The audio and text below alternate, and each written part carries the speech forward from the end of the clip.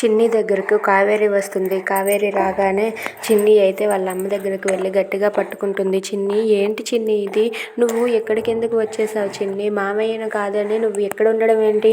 అసలు నువ్వు ఎందుకు ఇక్కడ ఉన్నావని చెప్పి కావేరి చిన్నిని అడుగుతుంది. దాంతో చిన్ని అయితే, అమ్మ, రాజు ప్రాణాపాయ స్థితిలో ఉన్నాడమ్మా, రాజుకి ఎవ్వరూ లేరమ్మా, అందుకే నేను రాజు దగ్గర ఉన్నానమ్మా అని చెప్పి చిన్ని అంటుంది. ఇంతలో రాజు అయితే వస్తాడు. వచ్చి వాళ్ళ మాటలను వింటూ ఉంటాడు. ఇక కావేరి అయితే, ఈ దుర్మార్గుడి దగ్గరికి నువ్వెందుకు వచ్చావు?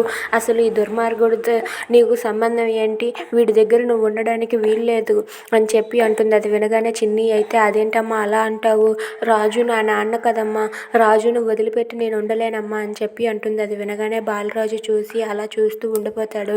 ఇక కావేరి అయితే, చిన్ని, నువ్వు ఇక్కడ ఉండడానికి వీల్లేదు, నువ్వు మామయ్యతో పాటు కలిసి ఉండాలి, నువ్వు మామయ్య దగ్గర ఉండాలి, ఇక్కడ ఉండకు, ఈ దుర్మార్గుడు మంచివాడు కాదు, నువ్వు పద ఇక్కడి నుండి, మామయ్య దగ్గరికి వెళ్ళిపోదువు కానీ అని చెప్పి చిన్నిని పట్టుకొని పద మామయ్య దగ్గరికి అని కావేరి అంటుంది. దాంతో అక్కడ ఉన్న చిన్ని అయితే, నేను రానమ్మా అని చెప్పి అంటుంది. అది వినగానే బాలరాజు చాలా సంతోషిస్తారు. ఇక కావేరి ఒక్కసారికి షాక్ అయ్యి అలా ఉండిపోతుంది. అవునమ్మా, నేను బాలరాజును ఒంటరిగా వదిలిపెట్టి నేను రానమ్మా, నేను రాజు దగ్గరే ఉంటానమ్మా, నేను మామయ్య దగ్గరికి రాను అని చెప్పి అంటుంది. అది వినగానే కావేరి షాక్ అయ్యి అలా చూస్తూ ఉండిపోతుంది.